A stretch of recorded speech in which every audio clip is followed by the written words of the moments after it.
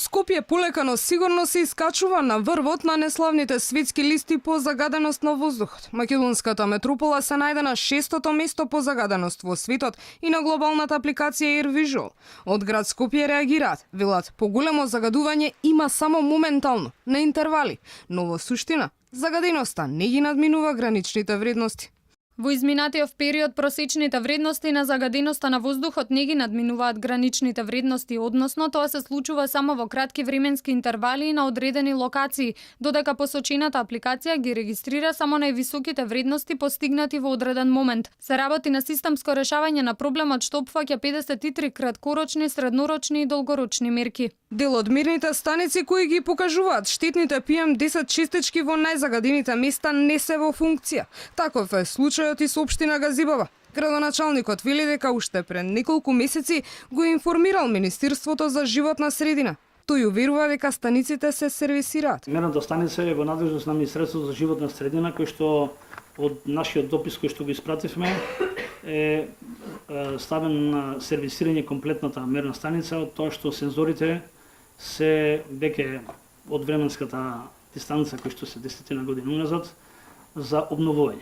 И од Министерството за животна средина потврдуваат дека има технички проблеми со мерилата во Газибаба и во Лисич, но до почетокот на овие вести не одговорија на прашањата на Алфа кога истите ќе профункционираат и колку чини нивната поправка. Во моментот од 6 инструменти на PM10 во Скопје надвор од функција се 2 инструменти за PM10 честички на мерното место во Газибаба и Лисиче поради технички проблеми. По отклонување на проблемот во најбрз можен рок истите ќе бидат вклучени во системот.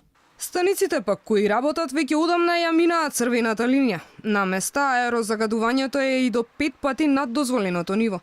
Во меѓувреме се мобилизира граѓанскиот сектор. Од Сдруженијето Екосвест велат дека започнале онлайн петиција.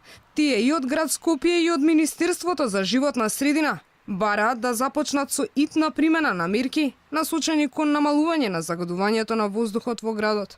Донесување закон на ниво на град Скопје со кој се забранува употребата на јаглен за загревање во домакинствата, ограничување на движењето на возилата во централното градско подречје, комплетно или делумно, и нов зимски сообраќаен режим за градот, намалување на данокот на додадена вредност за топлинската енергија, со што цената за централното грејење значително би паднала и корисниците би се стимулирале да се вратат на мрежата.